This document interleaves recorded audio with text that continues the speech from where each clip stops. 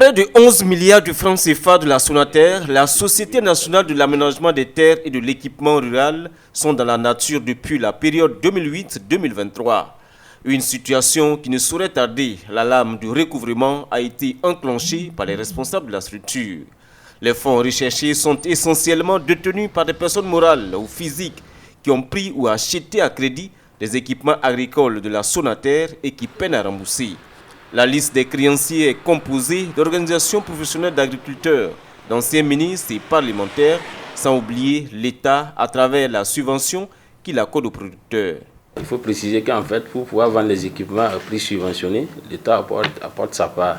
Et sa part qui représente 7 milliards, c'est les subventions qui sont allouées chaque année. Donc de 2018 à 2021, ces subventions ont été payées, mais pas de manière fréquente, ce qui fait qu'on voit un montant assez important pour être réglé par l'État. Et les 4 autres milliards concernent en fait les créances des particuliers et des organisations professionnelles de l'agriculture que nous connaissons. Donc sur ces 4 milliards, il faut préciser qu'en fait l'opération PIDEMA qui a été débutée de 2008 à 2015, le montant représenté à recouvrer fait 497 millions 797 497.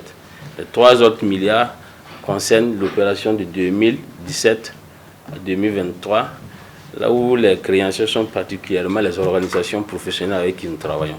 Il n'y a pas de particulier là-bas, parce qu'à partir de 2015, la Sonater vendait aux particuliers au comptant.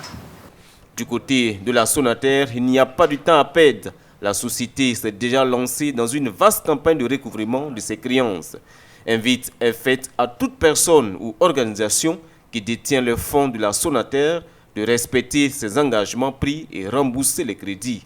Le directeur général de la Société nationale de l'aménagement des terres et de l'équipement rural indique que passé l'étape de la sensibilisation, les sanctions vont tomber.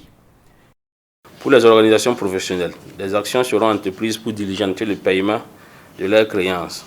En outre, le ministère de l'Agriculture, des Ressources alimentaires et halieutiques pourra retenir à la source les subventions annuelles allouées aux organisations professionnelles à concurrence du montant de leurs créances respectives au profit de la Sonater.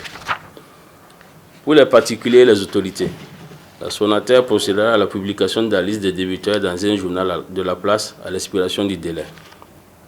La Sonater mènera des démarches auprès du ministère de l'Économie, des Finances et de la Prospective en vue de la prise de mesures visant à opérer des retenues à la solde pour les agents publics débiteurs de la Sonater.